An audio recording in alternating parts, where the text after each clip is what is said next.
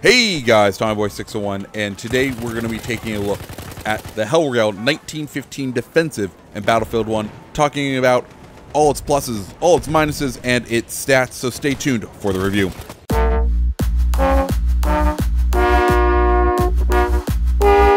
So diving right on in, we're going to be taking a look today, like I said, at the Hellriegel 1915 Defensive. This gun being added in the spring patch. With the spring patch, each of the level 10 weapons for each of the classes got a new variant added. One thing that is interesting about this is that the defensive is a variant we have not seen before. It is not on any other weapon, so its attributes are new, or at least the attachments it's adding are pretty new. So we'll go ahead and talk about those first.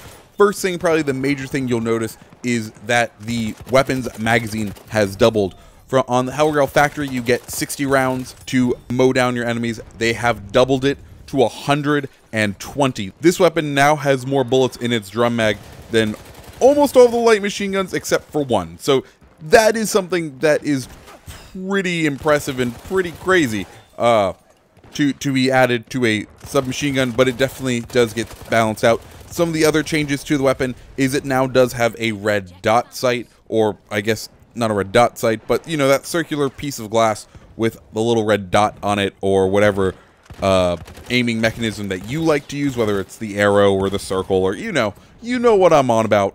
And the last thing that they have added is a bipod, which to a submachine gun is kind of weird. The assault class did get another bipoded gun introduced with the ribby rolls, and that was interesting just because it did change how you kind of played the game with it. And this is definitely one of those things where if you want to play the game with the bipod, it's there, but it's definitely an interesting choice because the damage model for these submachine guns isn't there to hold up having a bipod. The stats for this weapon are pretty much the exact same as the factory. In fact, there's only one significant change, and that's in its recoil. But let's go ahead and throw up those stats from simthic.com. Now, Hellriegel 1915 Defensive, you're going to be doing 650 rounds per minute, which is on the higher end for the submachine guns.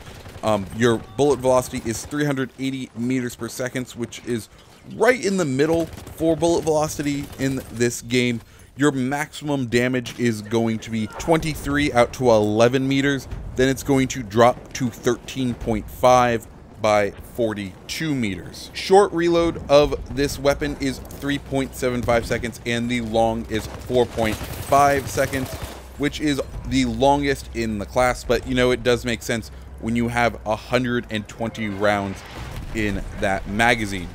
Now, the recoil is the one thing that is significantly increased. In fact, it is almost doubled. You're going from a usual 2.8 pull-up to a 0.4 pull-up, and a significant 0.475 pull left and a 0.475 pull right. To give you an idea, the Automatico, a gun that we can pretty much all agree has some atrocious recoil. The factory variant of that weapon has a vertical recoil that matches it, and on the Storm variant of the Automatico, it has a pull left, pull right that matches it. So you are going to be dealing with a significant amount of recoil added with this variant, which is something that's very interesting because when you're using this gun up close, it's not something that is going to bother you. In fact, it's still well within its ability to kill. However, if you run into someone with, say, a shotgun or an Automatico, you're going to get melted, much like you did with the factory. At those longer ranges now, you are going to want to go prone. You are going to want to use that bipod because the added recoil is something that is actually quite significant, and it does hamper your ability at those medium to long ranges.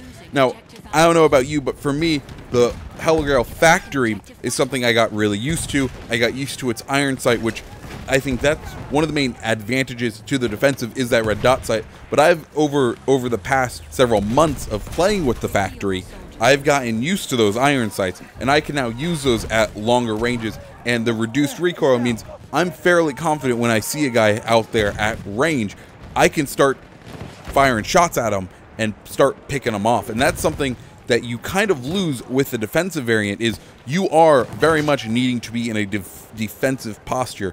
It is an amazing weapon if you're trying to hold a line, if you're in the trenches, if you're playing operations and you know a team is going to be coming up a certain path. The defensive variant is great. You essentially have a short-range light machine gun that you can also, as a class, deal with vehicles that are incoming. It is something that definitely changes the way that the assault class is played, and something that I'm really enjoying playing. It's not an all-the-time weapon. It's not a weapon you want to run around with all the time, but it is definitely a weapon you're going to want to use in certain situations.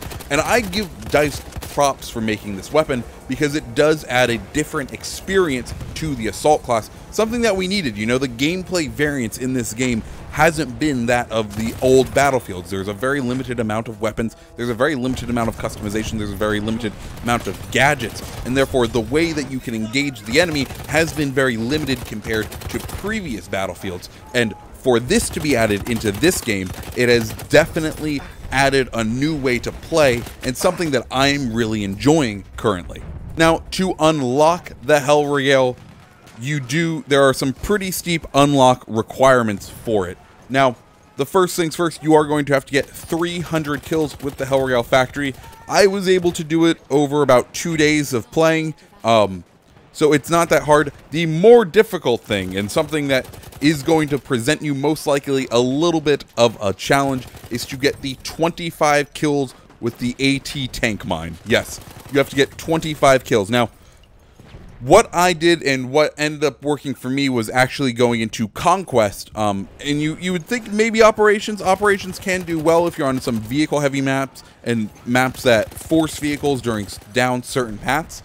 However, I found Conquest to be a lot more useful.